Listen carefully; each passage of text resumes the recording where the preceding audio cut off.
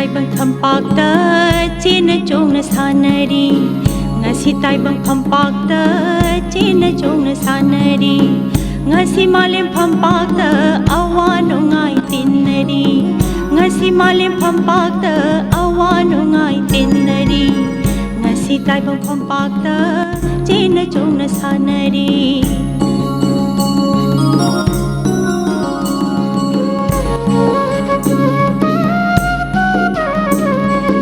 Ratan Thiyam na National School of Drama dagi hek tholakpaga chorus repertory theater linkatringai nonga khraba pukhraba samuna Manipuri da handokpa Dharambe Bharti ge andha yug asi ihan hanbo oina Manipur da direction tawkhraba matu mahakna aikhoi haiba theater loop ama semduna Surendra Verma gi fauraba Hindi play Surya ki antim kiran se Surya ki paheli kiran tak haiba asibu Ratan Thiyam masamakna Manipuri da numit ki aroiba mangal dagi ahanba mangal fawa haina handoktuna sanaki play asidadi Ratan Thiyam masamak actor ama oina saruk yaki matung tabadade mahak actor ama oina kaidonungda saruk yakidre Masigi historical drama asi lisingama jamapan humbudra marida Surendra Vermana ikibani.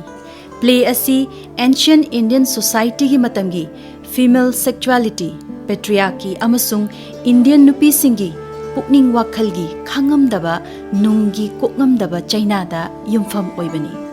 Asumna aikhoi hairiba theater loop asina Surendra Verma gi play asi sanakribasigi yamna maru oiribadi Ratan Thiyamna actor director oina saruk yakiba asini play asigi wari aside ningthau okak amasung Lairembigi Silawati anina yumbal punsida khongdarabasu macha amatta leiba ngamdabadagi ancient Indian society gi chatnabi New York tawduna mirol hanbagi warini New York haiba chatnabi asi adungai Indian society da macha puksadaba nupi singda mapuroibe yanaba amagi makhada atopa nupa amadagi macha lobage chatnabi aside macha adu pulaklaga biological father adugi parental rights amata leiba yadaba chatnabi amane play asida ningthau okaki saktam masi nonga khraba wangkhem lalitna saktam langki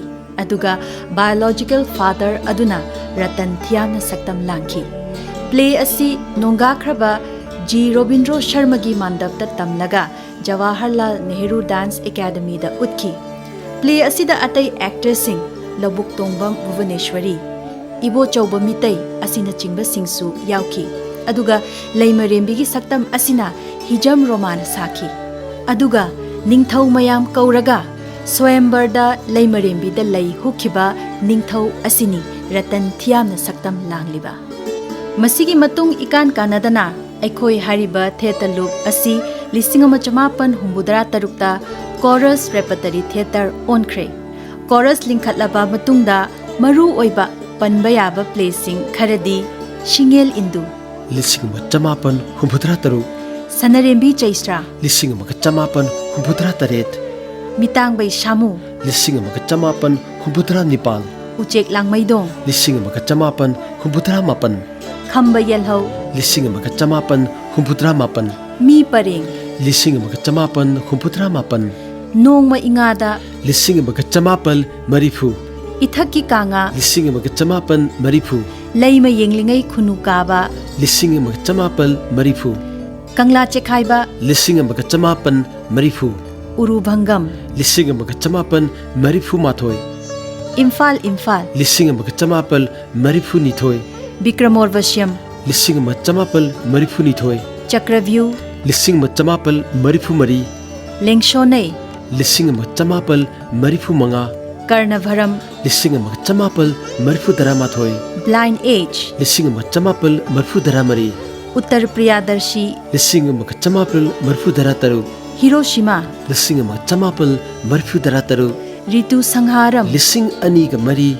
Jinglon Mapal Tampak Ama 9 Hills 1 Valley lising ani taru He Nungshibi Prithivi My Earth My Love lising ani ga taret Wahaudo Prologue lising ani taret Asibagi Ishei When We Dead Awaken Lissing ani nipan.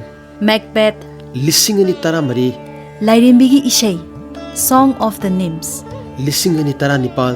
amasung Kanupriya. Lissing ani kunmanga asinachingba panbayai. Chorus na puthokriba play yankhai mari yankhai manga room gi manungda Ratan Thiyam na play nifu manga nifu tarukti direction toki. Aduga atopa chorus repertory asigi Arki Bogen Ibo Choba Mitei Apta Sahani amasung Thawai Thiyam na direction toba play kharasu lady. Aduga Ratan Thiyam na direction tokiba play singi manungda masana ijaba play text tarani thoi romsu yauki. Ratan Thiyamgi Theatrical khongchatta chorus repertory linkhatlaga chaurakna chahi taruk taret ki matam asi tamu Ratan Thiyamgi lakna fana ngamdaba ayauba creative period ama oiki. Yamna artistic, intellectual, experimental innovation mayam asida cultural energy asi fazana sizinaba haurakpa matam asida khwaidagi ningba kaiba ama thokibadi Maharaj Kumari Binodini Devi gi Bor Sahib Ongbi Sanatombi asi Maharaj Kumari Binodini masamakna drama oina ithoktuna Ratan Thiyam gi direction makhada akanba rehearsal tha taruklom chatharaba matungda utnanaba thaurang taurakpada karigumba khara khudong chadabadagi utpa ngamkhidaba thaudok ama thokiba asini. Ratan Thiyam gi khongchatta anouba creative gateway ama khanghaudana hangba horkhibasi lising wa chamapan marifugi matam asidane. Adugumba creative gateway amagi khungsat hokhiba play adudi Mohan Rakeshna lising wa chamapan yankhai nipan da ikhiba modern Indian drama gi khwaidagi sonariba asat ka ek din haibasi Ratan Thiyam na nongma inga da haina handoktuna sanakhiba asidagini. Hairiba anganba matamgi chorus ki play nongma inga da play asi lisigamak chamapan marifugi matam asida khwaidagi India gi marak mayung sinba thungna utpa ngamba Manipuri play oiki. Play asi Sanskrit poet Kalidas da yumfam oiba hanana lairamba traditional mythological amasung historical drama gi wangmada nauna reinterpret tauduna psychological realism amasung existential exploration amada changshinduna modern reinterpretation amada khut tharakpa asini. Sanskrit literature asi yaungna nainaraba modern western eastern theater asi yaungna nainaraba khanglaba Ratan Thiyam na section na khut tharakpa adudade play asina India da satkriba. Aduga atopa Ratan Thiyam gi maithong amana Sanskrit literature amasung Sanskrit theater asi khangbada India da singthanariba misak amasuni. Mahakna nongma inga da haiba Kalidas da base tauba Mohan Rakesh ki play asi pairaba matungda Sanskrit play mathang paikhalaki. Mahakna Lisingama Chamapan Marifu Mathoida Sanskrit dramatist Vaski Uruvangam Paikhalaki. Mathangi hek thangnaba chahi Lisingama Chamapan Marifu Nithoida Mahakavi Kalidas ki Vikramorvasham play asi paikhatki. Play asi ki matang asidadi Ratan Thiyam asi India gi Sanskrit scholar Sanskrit theater gi top 3 gi manung chanba ngamlakre. Chahi asida Madhya Pradesh government na kanna hotnaduna Kalidas Academy Kauba Institute ama lingduna Ujjainda Sanskrit Play Festival ama director ahum khaktang khangatuna festival pangthokhi. Maduda Ratan Thiyam su Indian Sanskrit play gi param khangba akhang ahi scholar director oina khanduna mahaki Sanskrit play Bikram Murvasham utkhi. Yamna nungairibadi festival asi chumnagi festival ama oikhide. Sanskrit theater scholar director gi matik mayai changeng naba nungi kankraba festival ama oikhi. Maramdi tongan ba Sanskrit scholar director ahum Vikramorvasham haiba play asida loina khut thahanbani. Masi Indian theater gi history da kauba leitraba Sanskrit scholar director amasung makhoi gi philosophy kaya gi phongdokpham intellectual platform ama oiramki. Makhoina maru oina mityeng thamlamlibasi classical texts, aesthetics amasung philosophical traditions mayamsi kamtauna makhoigi production aduda pusillaga creative theatrical practice ama onthokpage haibasida wafangnaba thauram chauna silibani. Maduda Manipuri Ratan Thiyam top 3 da yauribane. Hairiba Kalidas Academy gi Sanskrit Intellectual Platform Theatre Festival aduda khangatuna yauriba sing adudi Manipuri Ratan Thiyam Uttar Pradesh ki matam amage Kalidas Academy Ujjain gi Chairman su oiramba Professor Kamlesh Datta Tripathi amasung Kerala gi Kabalam Narayan Panikar ahum asine. Makhogi placing asida matamduda achouba kumai ama ngakna oikribasi play gi prastav prologue sutradhar Sanskrit play horpagi prayer verse aduda ubada kapna khibagi wari le aduna Kalidas ki play dadi Nandi prastav Mangalacharan sutradhar gi leiriba opening benediction natraga Sanskrit play gi horpagi Sanskrit ki laison asi kanba yadaba phazakhraba maramchat ama oiribane. Atai Sanskrit play sing suni aduga Vas kumba Sanskrit playwright asina chingbana direct sutradhar thazinduna theme line dudagi changshinba yaudaba nate. Khudam oina Vas na mahaki uruvangam na chingbadadi landagi direct changshili. Masigi Nandi Prastav Mangalacharan na chingba maru oihandaba uruvangam su Ratan Thiyam na yauna khut thaki. Samna Ratan Thiyam Sanskrit Dramaturgy Khangbadasu mapa leitaba director amani.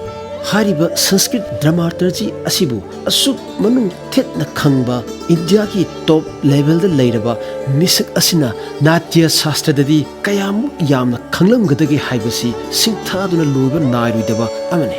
Ratan Thiyam di Natya Shastra dasu a manung yongna otkhaiduna khanglaba lila tawramlibane. Art ki lam asidadi mi amana asuk yamna khangbasibu malemda ani suna leiramgadra. Kanagumana Theatre of Ratan Thiyam nainaba matamda Natya Shastra dagi Western Dramaturgy room da hetna miyeng thambasu yawi. Madu aranba amane. Sanskrit drama khangbada mapa leraktraba asi Sanskrit drama adu irakliba kanglon khudingmak Natya Shastra dagi ngaktane. Samna drama haibasige maram mathau performance chatna kanglon play gi structure acting technique music jagoi stage design Sanskrit dramaturgy ge principal mayam se Natya Shastra da pura yumpham oiribane. Madhya Pradesh ki Ujjain da utkriba Vikramorvashi play asi mahausana tarai taraiba director amana hekta paikhatpa ngamdaba amani. Director ahumak achauba challenge mayokna kribani. Maramdi text asi yamna shangba monologue amagi manungda dramatic action sembagi hai singba leiba taba. Director adu Sanskrit dramaturgy ga mari lainana theatrical imagination yamna wangba hai singba leiba yamna maru oiba amani. Masigi Sanskrit romantic drama asigi waridi Pururavas haiba pukchel chauba thauna faba ningthau asina noma hingchabagi makhutagi masak matau fazakhrabi Urvashi Kaubi Sargagi Jagoi Shabi ama kanbiki madudagi makoi ani nungsinaki. Adubu Urvashidi Sargadagi oibanina kanbiraba matungda Sargada amuk hanki. Makoi ani kainakiba aduda makoi yamna wanaki.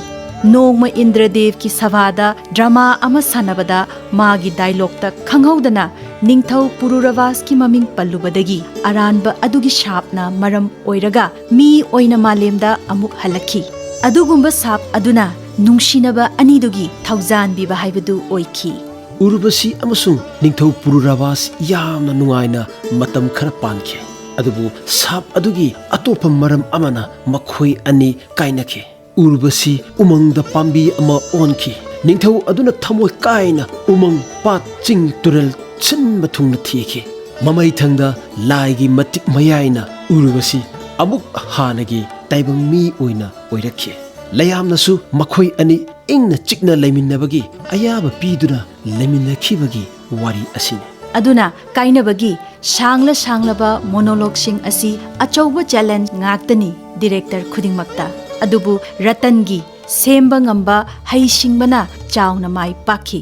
Ratan Thiyam gi mai pakpadu Indian theatre gi yamna influential theatre scholar Nemichandra Jaina The Statement Pauche gi August 3, 1948 da asumna irakhi. Good experiment in theatre. a unique experiment in Sanskrit theatre attempted recently at Ujjain at the initiative of the Kalidash Academy for the pursuit of Indian classical arts and literature, especially Sanskrit drama and theatre. Three eminent theatre, Kavalam Narayan Panikar, Kamlesh Datta Tripathi, and Ratan Kumar Thiyam, staged the fourth act of Vikramorvashi by Kalidas. The third rendering by Chorus Repertory Theatre, Imphal, in a Manipuri translation of the text, which was directed by Ratan Kumar Thiyam, yet another focus, while retaining the entire text including the songs, all in Manipuri. A large chorus was added to the performance. It is not only sang, but also provided a kind of backdrop of lyrical movement for the main enactment. The performance certainly opened up an entirely new possibility of treating a Sanskrit play. Ratan Thiyam Sanskrit play da makhal shuna paiba ngamba top director amani. Mahakna nungaibana poloi oiba Sanskrit play sing paiba ta natana awabana poloi oiba Mahakavi Bhaski play Uruvangam su paiki. Chumnagi natte chorus repertory gi Ratan Thiyam gi masterpiece play ama oikribani. Uruvangam play asisu Ratan Thiyam gi Sanskrit play da India da khwaidagi pamnaba play amani. Play asimakna Lisingani Tarahumdoi da Madhya Pradesh government na sinba Ratan Thiyam gi play khaktagi oiba festival da hagdokpagi play oiki. Play asi yengnaba lakhiba miyamna omsinnaduna holgi mapanda video projection tawduna lampakta phamduna miyamda yenghankhi. Director aba khaktagi oiba play ngaktagi oiba festival asi national scale da adusu lengakna sinba haibasi pak thoktaba amane. Festival of Ratan Thiyam's play asi lising aniga tarani thuidasu Rajasthan gi Jodhpur dasu sinki. Atopa state ki lengakna Ratan Thiyam lai gumna sakhangnaki. Aikhogi iramdam asidadi asumna sinbibasi amukta thokidri. Mahakavi Bhas asi Sanskrit lila ibasingi manungda khwaidagi matik mayaitana thallaba aiba amani. Bhasna iba lila tarahumdoina shaba Bhas natak chakra haibasigi manungda Uruvangam su amani. Sanskrit lila ibasingi manungda Bhas ka khetnaribasi mahaki lila di kaya shangande aduga yamna mapangal kanba lila ngakta oi. Atai Sanskrit lila ga Bhas na ibaga chauna khetnaribasi mahaki Purvarangada Nandyante Tatya Pravishti Sutradhar Haibadi Nandi Loiraga Sutradhar Changlai Haibasini Madugi Matungda Mangala Charan Hawi Aduna Magidi direct thematic line Adudagi Lila Haubani Sanskrit Lila Ibagi Chatnarol Padamda Amadi Bharat Munigi Natya Shastragi Niyomda Awabana Poloi Oibagi Niyomna Punli Adubu Urubangam Hairiba Bhaski lila asidadi Sanskrit lila ibagi chatna pathap paringdagi khara thaidok iba awabana poloi oiba amata ngairaba lilani. Hariba Urubangam lila asigi wari asidi Mahabharat ki khwaidagi awaba akiba phawna waraba tangkak amada yumpham oibani. Akiba phanglaba lanjau adu loirakpagi saktam Dhitra Rashtragi maikaida tangkhai siraba khu yekhairaba Urubangam lanphamda sit na chatlaba Duryodhan khakta ngairaba Yudhishthiri gi maikaida Pandavka Krishna gada ngairaba Lanmi Sagol Samu amadi Ningthau singi asiba masatana pik thankraba tangkak amada leima singna tengtha naoibage khonjel tana thallaba Amaromdana Durjadhana aroiba yahip tan khiba yamna thuk lawa tangkak amane lila silwarakpada Durjadhana asi leibakta chatkibada angauba kanga tongduna chatkhiba Ratan Thiyam gi Urubangam ubada tilliba miyamna ngaknakhiba phawkhiba awaba sinimana phawba piba ngamdaba phajarol adu ngasisu kawba khak leinadri. Ranga Sopan haina mingthonba Madhya Pradesh Laingakna Shinba Festival aduda makhoigi laingakna paukat tawrakpadagi waring jariba isamaksu saruk yaba fangki. Festival aduda chorus ki shrine playhouse ka chap manana semduna Bhopal gi Ravindra Bhavan gi complex ta lisingani tarahumdoi gi January gi tarik 5 dagi January gi tarik 13 fauba pangthoki. Hairiba festival aduda chorus ki maming lairaba placing Uruvangam King of the Dark Chamber, Andha Juk, When We Dead Awaken, 9 Hills, 1 Valley, Uttar Priyadarshi, asina chingba kaya utki. Chorus Repertory Theatre amasung Ratan Thiyamna lising chamapan marifu maridagi Chakravyuh puthoktuna malemgi theatre da marak mayung sen mathungna so chamarak hena uttuna landake.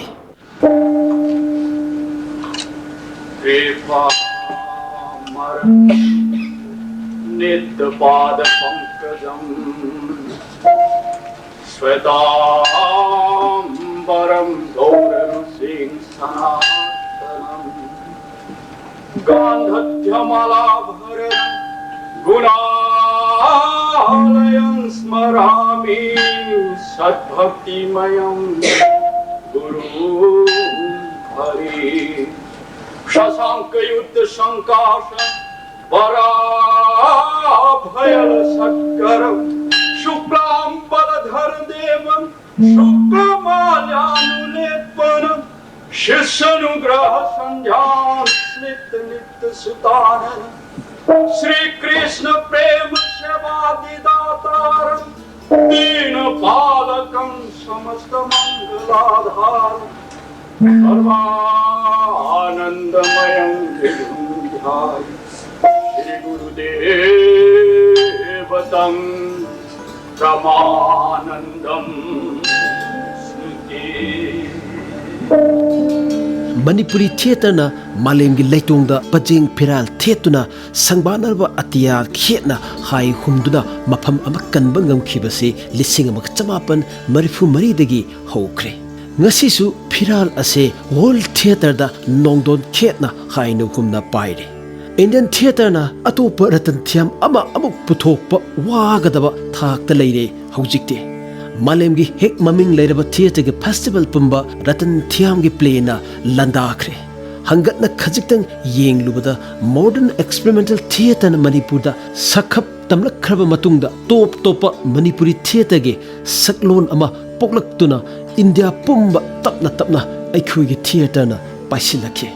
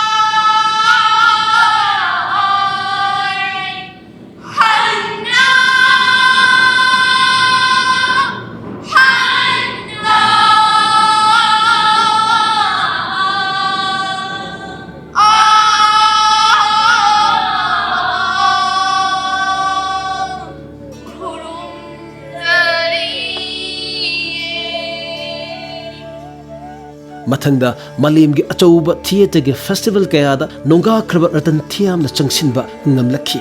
Mathangda nonga khraba haisnam kanhailal su malemgi theatre da sangsilakhi.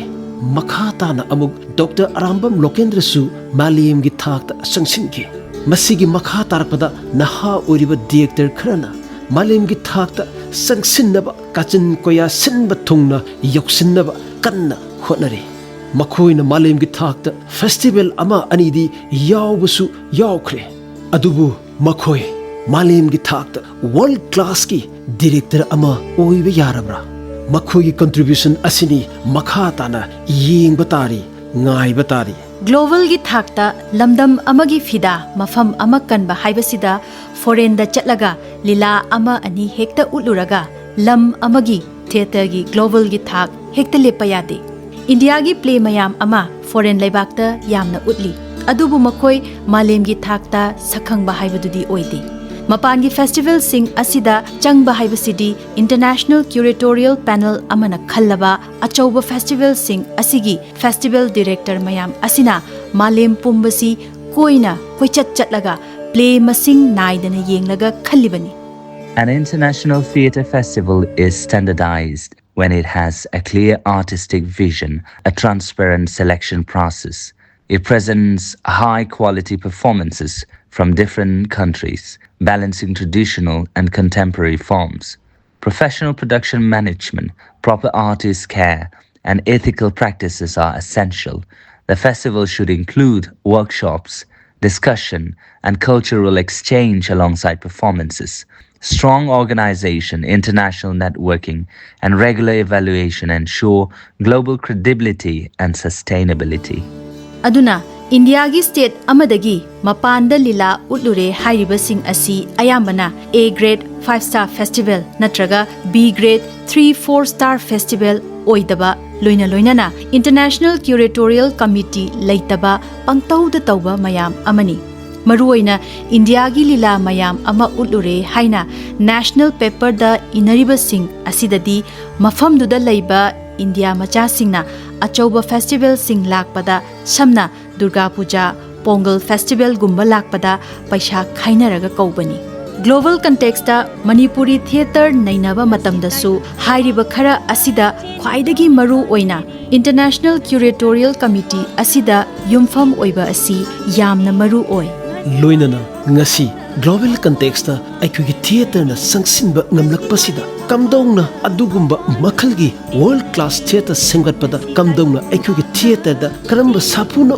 oikriba haibasi chingthoktu yengba yamna mathole maramdi aikugi ahlaman singna manipuri theater ge maru oina lising chamapan yakhai gi mamangi mirol sing aduna sanaba lila sing asi malem ge thak ta changsin abat ngamkhide मरु ओइना लिसिंग चमापन यांखै अमसु हुंफुगी मतमदा थोलक लारिक लाइसु हैरबा थिएटर माइकल सिंगना मपानगी एक्सपेरिमेंटल थिएटर सखंग नखरब मतुंग आइकुगी न्यू थिएटर असि सेमगलक्तुना वर्ल्ड क्लास की डायरेक्टर सिंग मरु ओइना रतन थ्याम हैसनाम कन्हाइलाल डॉक्टर आरामबम लोकेंद्र नचिंगबा थोलखिबनी ngai batari yeng batari ngasisु hayengsu मालेम की मराक मयुंग सिंबा थुंबा मणिपुरी की थिएटर कया मणिपुरी की अनौबा डायरेक्टर कयाना फंपाकुम हैवारी ngasi taibang phampakta chena chongna sanari ngasi taibang phampakta chena chongna sanari